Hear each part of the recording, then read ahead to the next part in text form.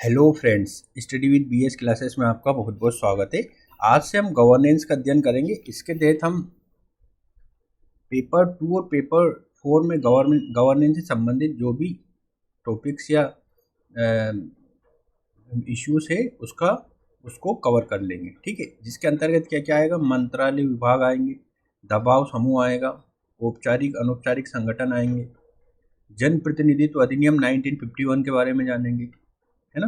भाग 15 of Indian constitution के बारे में जानेंगे, शासन व्यवस्था में पारदर्शिता के बारे में जानेंगे, है ना।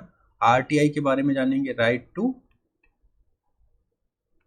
इंफॉर्मेशन के बारे में जानेंगे, है ना, राइट टू इंफॉर्मेशन के बारे में जानेंगे, सिटीजन चार्टर के बारे में जानेंगे, लोकतंत्र में लोक सेवकों की क्या भूमिका होती है इसके बारे में जानेंगे, है ना।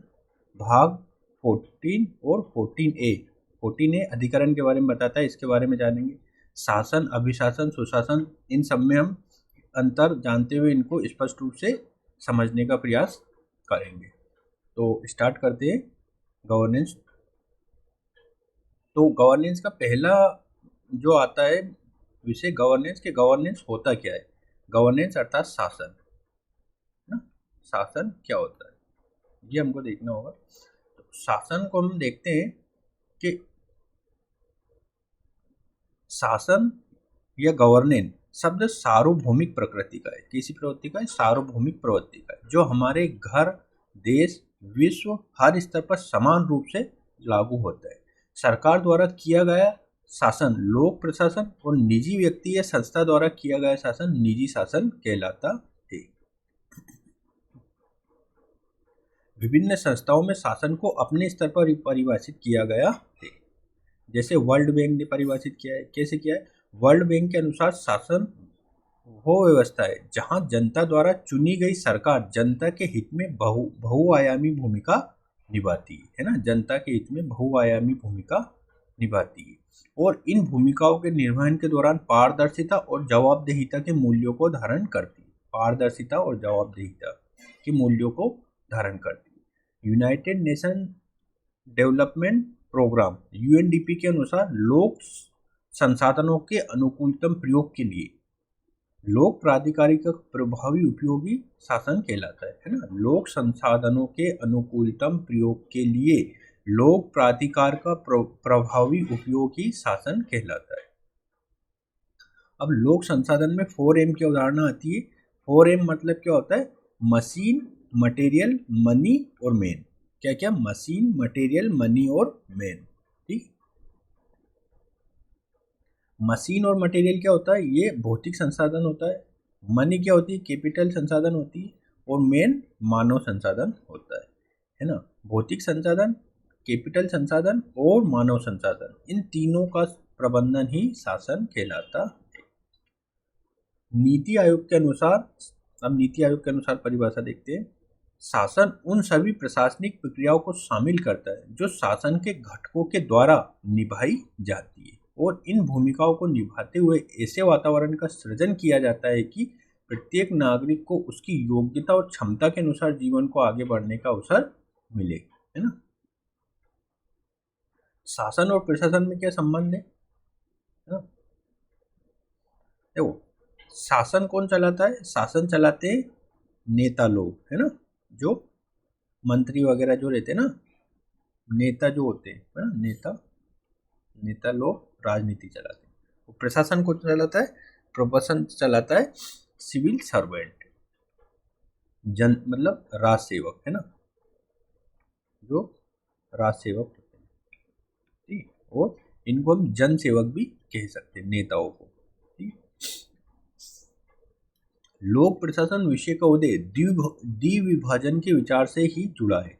इस विचार के साथ वुड्रो विल्सन ने लोक प्रशासन को राजनीति विज्ञान से अलग किया और उसे स्वतंत्र विषय बनाया। इसलिए ही विल्सन को लोक प्रशासन का जनक या लोक प्रशासन के पिता के रूप में जाने जाते हैं। कौन? Woodrow Wilson. लेकिन बाद में विभाजन का विचार नकार दिया गया और राजनीति और लोक प्रशासन को अलग बताने की बजाय परिपूरक बताया गया, है ना। 1940 के दशक में एफएम मार्क्स के द्वारा विभाजन के पहली चुनौती मिली है ना। 1940 में एफएम मार्क्स के द्वारा विभाजन को पहली चुनौती मिली और 1970 के आते आते इन्हें एक दूसरे के लिए अनिवार्य बताए जाने लगा। राजनीति और प्रशासन के जुड़ाव को हम निम्न रूप से देख सकते हैं। प्रशासन क्या करता है? प्रशासन नीति निर्माण में सहायक होता है। ठीक है, राजनीति और प्रशासन नीति निर्माण में सहायक और नीति के क्रियान्वयन में सहायक। उपरोक्त विवरण से स्पष्ट है कि शासन और प्रशासन में अंतर कार्य की प्रकृति का नहीं, उससे संबंध भूमिकाओं का है। एक लोक कल्याणकारी राज्य में शासन और प्रशासन को पृथकता से नहीं देखा जा सकता है। उनकी भूमिकाएं विरोधाभासी नहीं, परिपूरक होती है ना, एक दूसरे के परिपूरक होती है। वर्तमान समय में शासन और प्रशासन का अंतर अर्थहीन नजर आता है और उत्कृष्ट शासन को ही प्रशासन कहा जाता है। अतः प्रशासन की अवधारणा शासन की अवधारणा से अलग नहीं है, अपितु उसका विस्तार है। मूल अवधारणा शासन या प्रशासन है, लेकिन शासन या प्रशासन की प्रक्रिया में जब कुशासन के लक्षण दिखने लगे तो उन्हें दूर करने के लिए सुशासन या अच्छे शासन की जैसे विचारों को लाया जाता है। ठीक है, अब अच्छा शासन क्या होता है, जिसे हम गुड गवर्नेंस कहते हैं। गुड गवर्नेंस कहते हैं। देखो, प्राचीन काल में हम देखें तो त्रेता युग में राम राज्य को गुड गवर्नेंस माना जाता था, है ना, सुशासन माना जाता था। द्वापर में गीता के निष्काम का, मौर्य में कौटिल्य के विचार, है ना, प्रजा सुखम राजा सुखम, यदि प्रजा सुख में है तो राजा सुखी रहेगा। अशोक के धम्म में गुड गवर्नेंस के तत्व दिखाई देते। अकबर के दीन इलाही जो उसने एक धर्म चलाया था उसमें गुड गवर्नेंस के तत्व दिखते। गांधी जी, विवेकानंद, नेहरू, है ना, इनमें हमें सुशासन के तत्व, जो इनकी बातें कहते थे, ये सुशासन को लेकर लक्षित थी, है ना। अब इसका विकास कैसे हुआ गुड गवर्नेंस का? Modern India of good governance given by world bank 1990 में इसने कहा था, 1990 में। वर्ल्ड बैंक द्वारा सुशासन के विचार एक बाध्यता या शर्त के रूप में प्रस्तुत किया गया। 9 स्वतंत्र विकासशील देशों को बाध्य किया गया है कि यदि उन्हें आर्थिक सहायता चाहिए तो वर्ल्ड बैंक की शर्तों के अनुरूप शासन प्रणाली में बदलाव लाने होंगे। विश्व बैंक ने प्रारंभिक 2 रिपोर्टों के माध्यम से सुशासन की विशेषताओं को परिभाषित किया। फर्स्ट रिपोर्ट आई थी इनकी 1989 में। इसका शीर्षक था फ्रॉम स्टेट टू मार्केट, राज्य से बाजार तक। ठीक है। सेकेंड रिपोर्ट आई थी इनकी 1992 में। इसका शीर्षक था डेवलपमेंट एंड गवर्नेंस। इसके अंतर्गत democracy, liberty, equity, justice, rule of law, जन सहभागिता, स्वतंत्र न्यायपालिका, फंडामेंटल राइट्स की रक्षा, इन सब पर बल दिया गया था। ठीक है। विश्व बैंक की व्याख्या के बाद सुशासन का विचार निरंतर विस्तारित होता रहा है। यूनाइटेड नेशन की संस्थाओं के सम्मेलनों में, राष्ट्र संघ की बैठकों में और विभिन्न विकास सूचकांकों में हम गुड गवर्नेंस की विशेषताओं को दिखाते हैं। सुशासन के विचार को किसी सीमा में नहीं बांधा जा सकता। ये एक निरंतर विस्तारशील विचार है। हर प्रशासनिक विशेषता जो जनता के हित या कल्याण से जुड़ी है सुशासन में शामिल है। अब हम इनकी विशेषताओं को देखते हैं। गुड गवर्नेंस की विशेषताएं क्या होती है? ठीक है, तो एब्रिविएशन से हम देखते हैं, जैसे 3A है ना, 3A का अर्थ क्या है? यहाँ पे 3A का फर्स्ट A का अर्थ है अकाउंटेबिलिटी, जिसे जवाबदेहिता कहते हैं। दूसरा A का एसेसिबिलिटी, है ना, जिसे पहुंच कहते हैं, सार्वजनिक पहुंच तक कहते हैं। एंटीसिपेशन, है ना, पूर्व अनुमान। दूसरी विशेषता आती है 3C के अंतर्गत सिटीजन सेंट्रिक, मतलब जन केंद्रित, कम्युनिटी ओन्ड, समुदाय के द्वारा, और कॉम्पिटेटिव, प्रतिस्पर्धी। 3D अगली विशेषता आती है। 3D के अंतर्गत डेमोक्रेटिक, है ना, लोकतांत्रिक, डीजेनेटिव या डिसेंट्रलाइज मतलब सत्ता का हस्तांतरण निचले स्तर पर करना। ब्यूरोक्रेटाइजेशन, है ना, डीब्यूरोक्रेटाइजेशन। नेक्स्ट आता है 3E। 3 के अंतर्गत आता है इकोनॉमी, इफिशिएंसी, इफेक्टिवनेस। 3M के अंतर्गत आता है मार्केट फ्रेंडली, मिशन ड्रेवन और मिशन सेंटिमेंट्स। 3R के अंतर्गत आता है रिस्पॉन्सिव, जिसे प्रतिक्रियाशील कहते हैं, रिलायबल जिसे भरोसेमंद कहते हैं, रिजल्ट ओरिएंटेड जिसे परिणाम आधारित कहते हैं। 3T के अंतर्गत क्या आता है ट्रांसपेरेंट, टेक्नोलॉजी और ट्रेनिंग। ठीक है, अब गुड गवर्नेंस के अंतर्गत विभिन्न घटक शामिल होते हैं।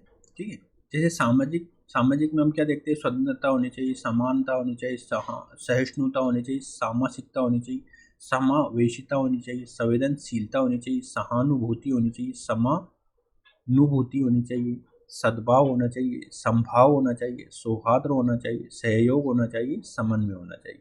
प्रशासनिक स्तर पर पारदर्शिता होनी चाहिए, जवाबदेहिता होनी चाहिए, तटस्थता होनी चाहिए, अनामिकता होनी चाहिए, निर्वैयक्तित्व होनी चाहिए। ठीक, अब गुड गवर्नेंस की विशेषताएं और उनकी सीमाएं सुझाव देखते हैं। भारत में क्या प्रयास हुए वो जानेंगे, है ना। जैसे 3A मैंने बताया था, उसके अंतर्गत भारत में सिटीजन चार्टर बना है, लोक सेवा गारंटी अधिनियम बना है, RTI right to information act बना है। ठीक है, पारदर्शिता भी RTI ई गवर्नेंस लाए हैं, सहभागिता में जनप्रतिनिधित्व अधिनियम बना है 1951। ठीक है, अब गुड गवर्नेंस की कुछ सीमाएं भी हैं, जैसे संकल्पनाएं सैद्धांतिक और व्यवहारिक, जैसे बाध्यकारी, है ना, कभी कभी आरोपित चीज़ें हो जाती है, जटिल रहती है, कभी कभी कुटिल, जैसे पूंजीवादी, नव उपनिवेशवाद, पूर्वाग्रह रहता है, नव स्वतंत्र देशों की नकारात्मक छवि, संप्रभुता पर प्रहार होता है कभी कभी, स्वतंत्र निर्णय की शर्त से बाध्यता, राजनीतिक विफलता रहती है, नीतिगत विफलता हो जाती है कभी कभी। प्रशासनिक में क्या रहता है, अक्षमता, हस्तक्षेप, लाल फीताशाही, है ना, जनता से दूरी, है ना, रेंट सीकर्स, इस तरीके से। ठीक, मतलब गवर्नेंस का एक जटिल रूप हो जाता है कभी कभी, तो वो गुड गवर्नेंस की चुनौतियों की तरह हमारे सामने आ जाता है। आर्थिक बाधाएं रहती है, जैसे संसाधन नहीं होते हमारे पास, अधोसंरचना का विकास नहीं होता है, कौशल उद्यमिता कम होती है, असंगठित क्षेत्र ज़्यादा होता है, काला धन रहता है, समानांतर अर्थव्यवस्था रहती है, अशिक्षा मतलब शिक्षा की कमी रहती है, रूढ़िवादिता, धार्मिक कर्मकांड, निर्जाति विभाजन, अंधविश्वास, ये सब रहती है, ये गुड गवर्नेंस के लिए चुनौती बनकर आते हैं। ठीक है, एक UPSC के मेंस का प्रश्न हम यहाँ देखेंगे, जिस प्रकार गुड गवर्नेंस का विचार बहुआयामी, उसी प्रकार उसके मार्ग की बाधाएं भी बहुआयामी। गुड गवर्नेंस को सुनिश्चित करने के लिए बहुआयामी सुधार की आवश्यकता है, ये हम मेंस के रूप में लिख सकते हैं। शासन व्यवस्था में जवाबदेहिता का महत्व और उपाय, है ना। जवाबदेहिता क्या होता है, कार्य के उचित सिद्धि, है ना, कोई कार्य यदि हम कर रहे हैं तो उसके प्रति जवाबदेह बना रहना।